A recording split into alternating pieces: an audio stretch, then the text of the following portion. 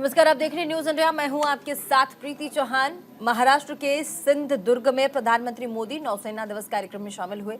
इस दौरान उन्होंने कहा कि आज का भारत अपने लिए बड़े लक्ष्य तय कर रहा है, उसे पाने के लिए अपनी पूरी शक्ति लगा रहा है। भारत के पास इन लक्ष्यों को पूरा करने के लिए एक बड़ी ताकत है। ये ताकत 140 करोड़ भारतीयों के विश्वास की। इसके साथ ही उन्होंने कहा कि 4 दिसंबर तक ऐतिहासिक दिन हमें आशीर्वाद देता रहेगा। आपके लिए ही कहा गया है, चलो नई मिसाल हो, बढ़ो नया कमाल हो, झुको नहीं रुको नहीं, बढ़े चलो। मैं नौसेना परिवार के सभी सदस्यों को नेवी डे पर विशेष रूप से बधाई देता हूँ। और एक बार सुनेंगे प्रधानमंत्री नरेंद्र मोदी ने नौसेना दिवस पर क्या कुछ कहा। लेकिन उससे पहले इस वक्त लाइव तस्वीरें हम आपको सीधे दिखा रहे हैं महाराष्ट्र से, जहां पर नौसेना दिवस में शरीक होने के लिए प्रधानमंत्री नरेंद्र मोदी पहुंचे। उन्होंने जो हमारे जवान हैं नौसेना के, उनके हौसला अफजाई की, साथ ही कई स्लोगन पढ़े। और अभी लाइव तस्वीर आपको हम दिखा रहे हैं नेवी डे की।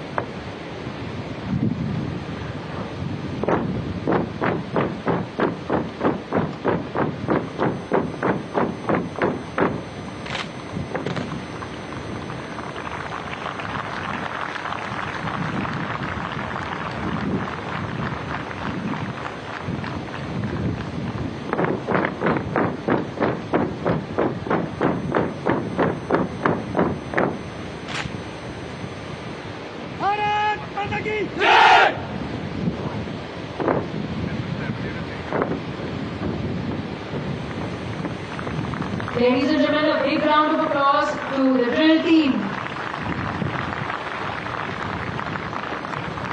After the dazzling performance, नौसेना दिवस पर प्रधानमंत्री नरेंद्र मोदी की ये तस्वीर आप सीधा देख पा रहे हैं। और ऐसे में नौसेना मतलब समुद्र, और कहा जाता है कि इन सैनिकों का जो जीवन होता है वो तकरीबन समुद्र में ही रहता है, समुद्र को ही वो जी पाते हैं। और ऐसे में आज इस दिवस को सेलिब्रेट करने के लिए, मनाने के लिए प्रधानमंत्री नरेंद्र मोदी खुद वहाँ पहुँचे हैं। उनकी तस्वीरें भी आप सीधा देख सकते हैं।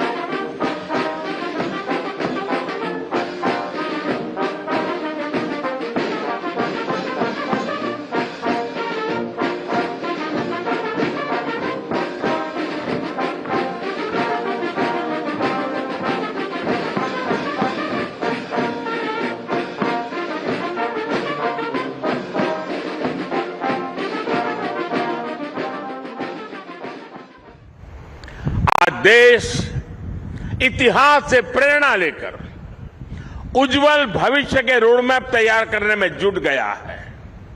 लोगों ने नकारात्मकता की राजनीति को हराकर हर क्षेत्र में आगे निकलने का प्रण किया है।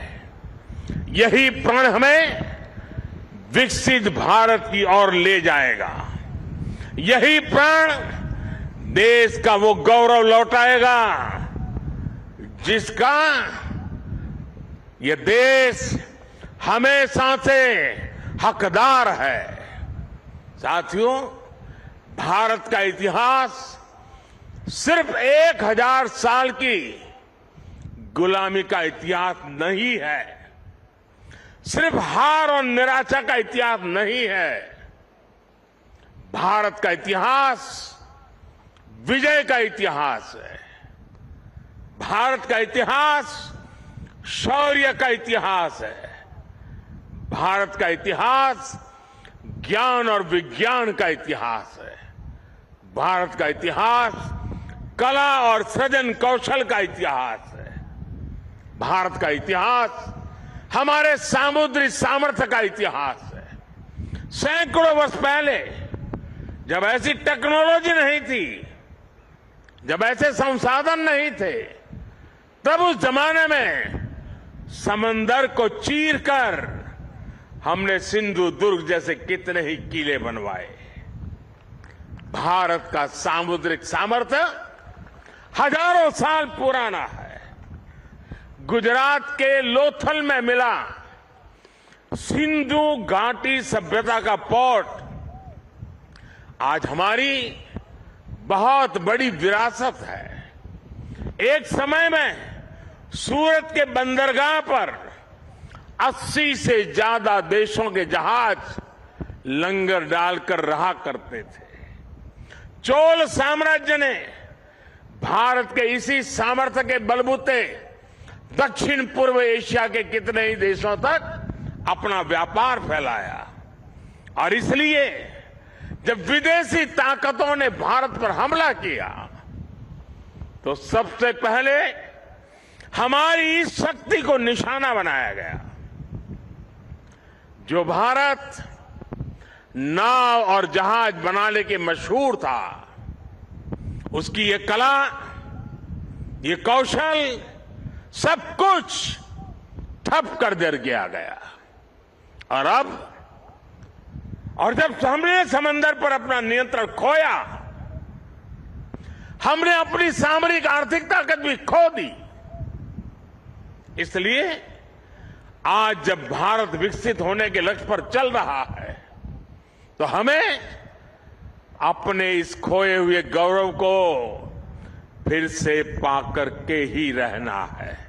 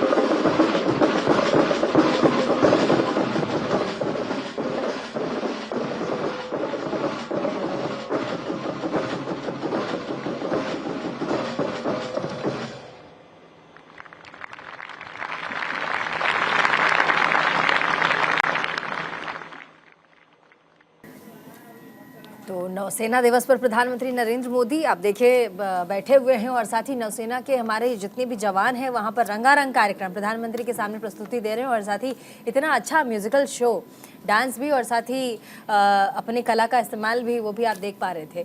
चलिए आगे बढ़ेंगे। आपको बता दें चुनावी नतीजे आने के बाद जो विपक्ष है वो बिखरा सा नजर आ रहा है और ऐसे में कई सारी खबरें हैं जो राजनीतिक गलियारे में इधर उधर दौड़ती आपको नजर आ रही होगी। साथ ही इंडिया गठबंधन की बैठक पर मुख्यमंत्री ममता बनर्जी का भी बयान आया है। 6 दिसंबर को होने वाली इस बैठक के बारे में जानकारी नहीं है और साथ ही कहा कि मेरे उत्तर बंगाल में कुछ कार्यक्रम तय हैं। इंडिया गठबंधन की 6 दिसंबर को होने वाली इस बैठक पर पश्चिम बंगाल की मुख्यमंत्री ममता बनर्जी ने कहा कि मुझे इस बारे में जानकारी तक नहीं है और मेरे उत्तर बंगाल के कुछ कार्यक्रम तय हो गए हैं। अगर इस बारे में जानकारी होती तो मैं अपने बंगाल में कार्यक्रम में नहीं जाती। अब मैं उस कार्यक्रम के दौरे पर जा रही हूँ। इसका मतलब है कि इस इंडिया अलायंस की मीटिंग में बंगाल के मुख्यमंत्री हिस्सा नहीं लेंगे।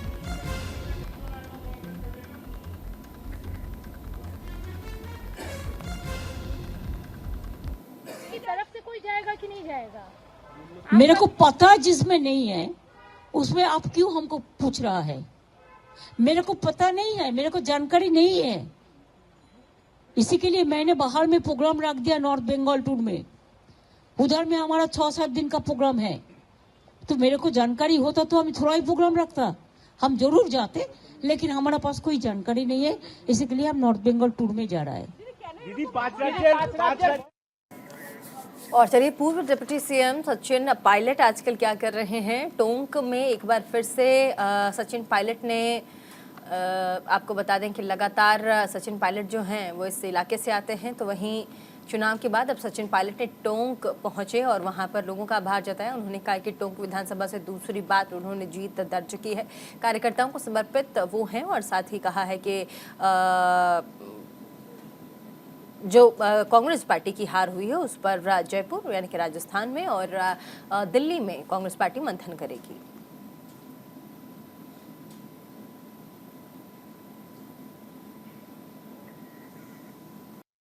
पूरी ताकत से, पूरी शिद्दत विधानसभा क्षेत्र से अच्छा बहुमत लेके पब्लिक ने, मतदाताओं ने आशीर्वाद दिया है। तो आज मैं सभी कार्यकर्ताओं का धन्यवाद करने के लिए क्षेत्र में हूँ और सभी मतदाताओं का मैंने बहुत आभार व्यक्त किया है कि इतना असीम प्रेम और आशीर्वाद मुझे मिला।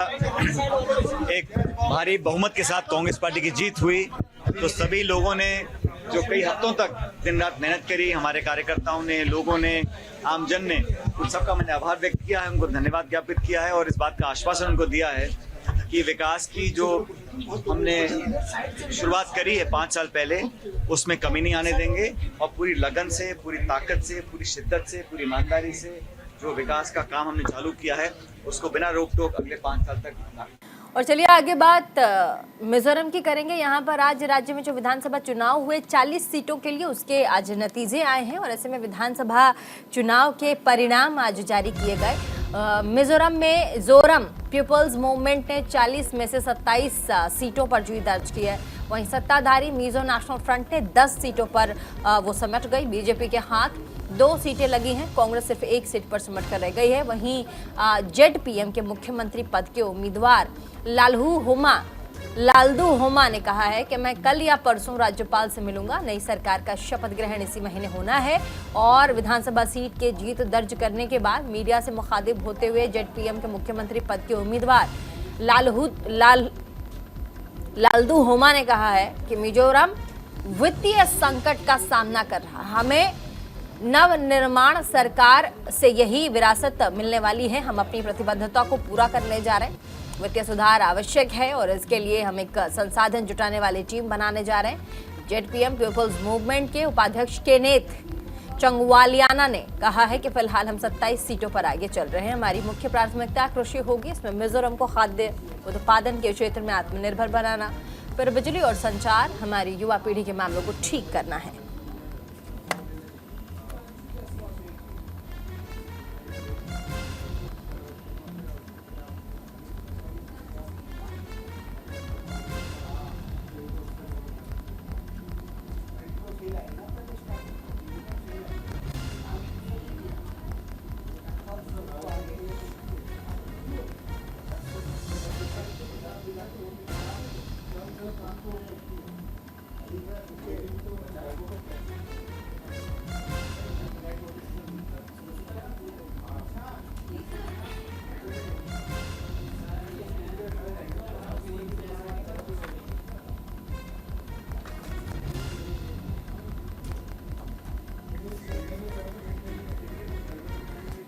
और हैदराबाद में कांग्रेस विधायक दल के बैठक में विधायकों ने एक बड़ा फैसला लिया है।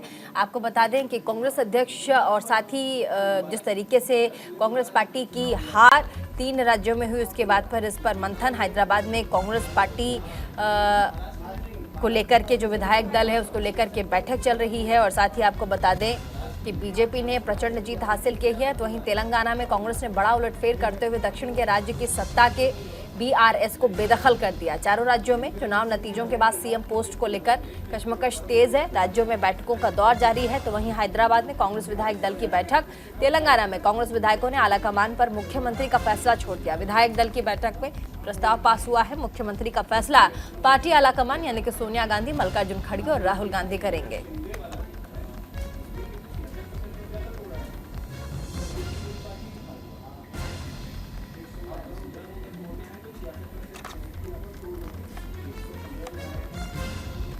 और चलिए एक और बड़ी खबर आपको बता दें जो कि इस वक्त मध्य प्रदेश से हमारे पास आ रही है। मध्य प्रदेश में हार की समीक्षा करेगी कांग्रेस पार्टी। तकरीबन सभी 230 प्रत्याशियों को भोपाल बुलाया गया है। कल कमलनाथ के घर पर यह बैठक होगी। सुबह के 11 बजे ये बैठक बुलाई गई है।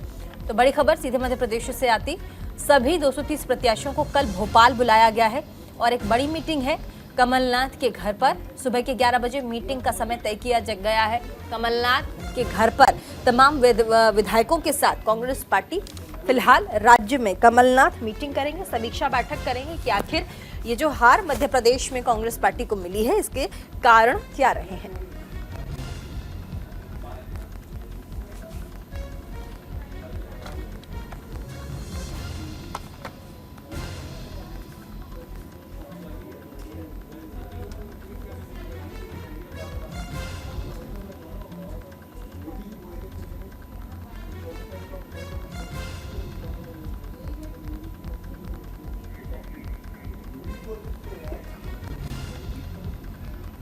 तो चुनावी नतीजों पर कांग्रेस का मंथन अब भी जारी। सोनिया गांधी के घर कांग्रेस के स्ट्रैटेजी ग्रुप की मीटिंग जारी है। सोनिया गांधी की कांग्रेस नेताओं के साथ बैठक। कांग्रेस अध्यक्ष मल्लिकार्जुन खड़गे, शशि थरूर बैठक में शामिल हैं। वहीं पी चिदम्बरम, केसी वेणुगोपाल भी इस मीटिंग में शामिल हुए हैं।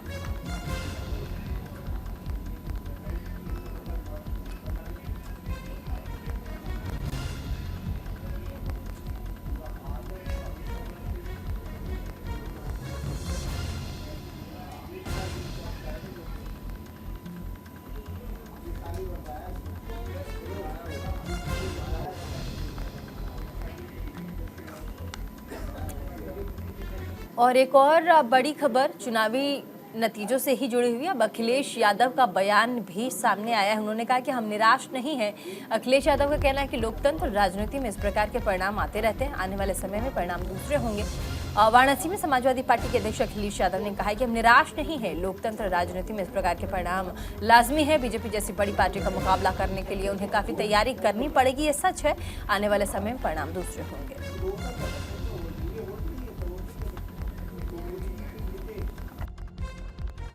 मान लीजिए जिस लोकसभा मैं कुछ भी कहूंगा उसके बाद एक सवाल और आपका आएगा। अभी कुछ दिन पहले वर्ल्ड कप इंडिया हार गया था। आप दूसरा ही सवाल ये पूछते हैं कि इंडिया का क्या होगा। हम लोग निराश नहीं हैं और राजनीति में, लोकतंत्र में इस तरह के परिणाम आते हैं। मान लीजिए जिस लोकसभा के क्षेत्र में मैं बैठा हूं, आप हम सब लोग हैं, 5 लाख वोटों से ये पार्टी जीतती है, भारतीय जनता पार्टी। इसका मतलब ये नहीं है कि सबका साथ, सबका विकास और सबका सम्मान हो रहा हो। अभी भी बहुत सारे ऐसे लोग हैं जो निराश हैं, जिन्हें उम्मीद थी, जिनकी उम्मीद तोड़ी है। तो ये राजनीति में परिणाम आते हैं और जो भी परिणाम आएंगे वो कोई भी पॉलिटिकल पार्टी है उसको स्वीकार करेगी। लेकिन लड़ाई लंबी है। इन परिणामों से हमें और जिन लोगों को भारतीय जनता पार्टी जैसी बड़ी पार्टी का मुकाबला करना है, उन्हें बहुत तैयारी करनी पड़ेगी, बहुत अनुशासन में रह करके। तो छोटे से ब्रेक के लिए रुक रहे हैं, कहीं मत जाएगा, देखते रहिए न्यूज़ इंडिया।